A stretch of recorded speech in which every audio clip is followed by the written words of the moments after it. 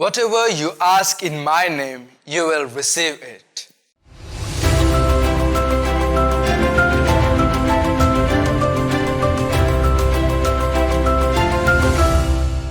My dear brothers and sisters in Christ Jesus, in today's gospel, Jesus assures us that if we ask in faith in the name of Father, our prayers will be heard. When we read these words of the scripture, we can feel the divine presence flowing through us.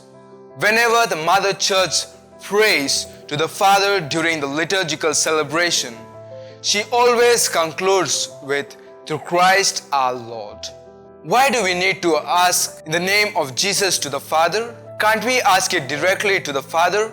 Answer could be that Jesus knows and understands what we need because He took the human form and lived among us to save and to redeem us.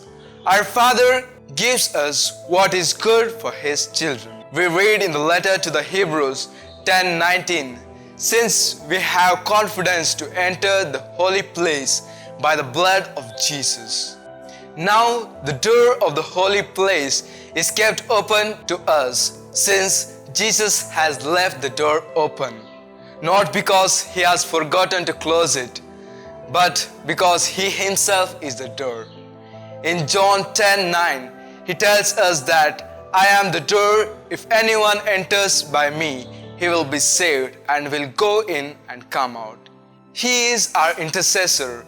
Again, the word of God says in John 16:23, "I say to you, whatever you ask in my name, He will give it." Jesus is asking us to be confident in His passion, His victory over the death, and in His glorious wounds.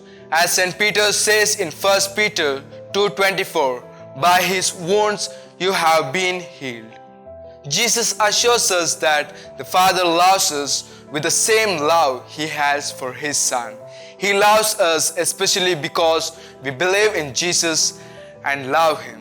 St. Thomas Aquinas, a great doctor of the Church and a great theologian, says, "To love God is something greater than to know Him."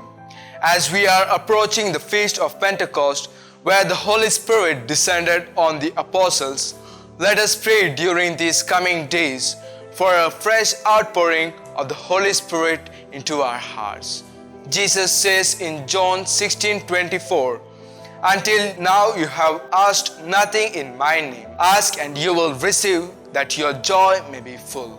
So keeping in mind these assuring words, let us pray with St. Thomas Aquinas. "Grant me, O Lord, a mind to know you, a heart to seek you, wisdom to find you, conduct pleasing to you, faithful perseverance in waiting for you, and a hope of finally embracing you." Amen.